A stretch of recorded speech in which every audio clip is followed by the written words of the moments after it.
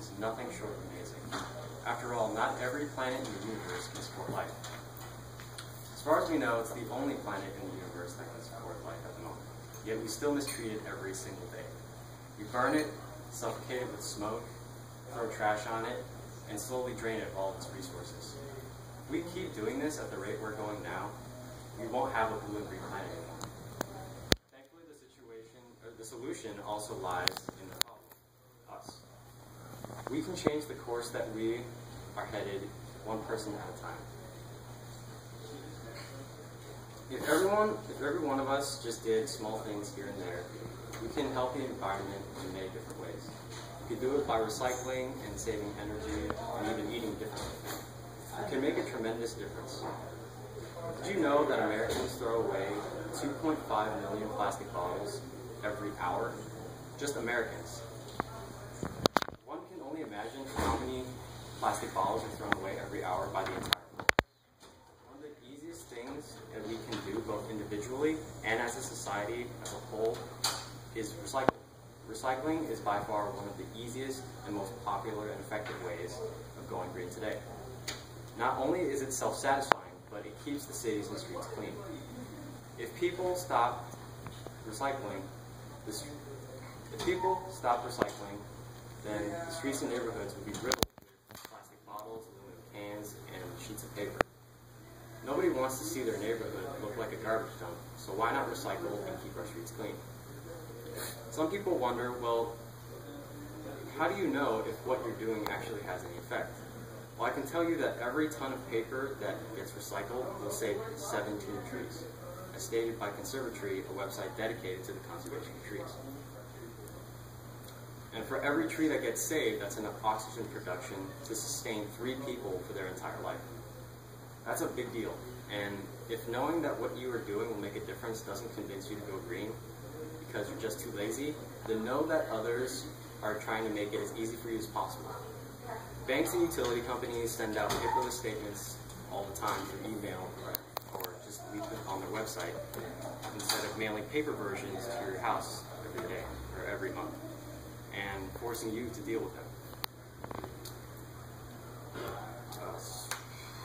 In addition, certain campuses, such as San Jose State University, have recycling bins located at almost every corner, making it almost impossible for you to make any excuse for not recycling. Recycling isn't the only way you can help the environment, though. You can also do things at the energy front. Energy usage is a very well-known problem that we have today. We are constantly using finite resources such as oil and coal to fuel our energy needs, which also happen to release carbon emissions and break down the delicate ozone layer that protects us from the burning rays of the sun. Why are we using resources that are also harmful to the environment? Or why are we using resources that do not last and are also harmful to the environment? We should be doing our best to grow in any way where we have the least amount of negative impact on the planet. We don't utilize what limited amounts of oil. Why don't we utilize what limited amounts of oil we have to create as many solar panels as we need? This way we are not just consuming limited resources, but devoting it and using it wisely for a future without oil and without coal. If investing in solar panels seems like too large of a commitment, switching to CFL light bulbs or compact fluorescent light bulbs from your regular incandescent light bulbs could be a better option.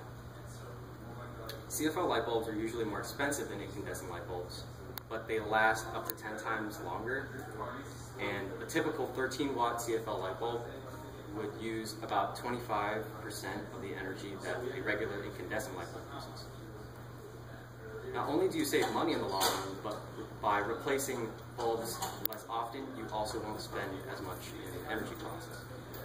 How we use energy today can greatly affect how we use energy tomorrow. So why not invest in something that we know will advance society in a positive way? Although energy conservation is an important subject, another that is just as important is food.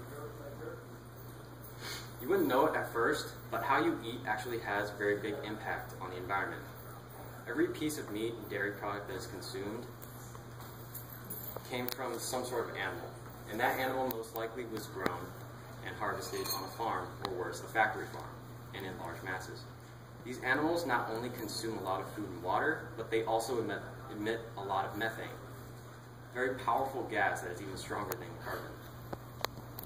Every time you sit down to a plant-based meal instead of an animal-based meal, you can save up to 280 gallons of water and protect anywhere from 12 to 50 square feet of land from deforestation, overgrazing, and pesticides and fertilizer pollution. I'm not saying that we should stop eating meat and eggs. I'm just saying that we should take better care of ourselves by eating more vegetables and less animal-based products. Doing this will help keep pesticides and chemical fertilizers out of our food and water sources, such as rivers and streams. Going green isn't something that is particularly difficult to do in today's society. I mean, everywhere we go, there are recycling bins for us to toss our plastic bottles in, and everywhere we look, there are energy-efficient appliances and accessories that are made to be used and recycled and then reused. Going green is easy, and everyone should be doing it, either by switching to paperless statements, holding onto a plastic bottle until you get home to your recycling bin, or eating organic foods and vegetables. People should be going green not just because it makes sense,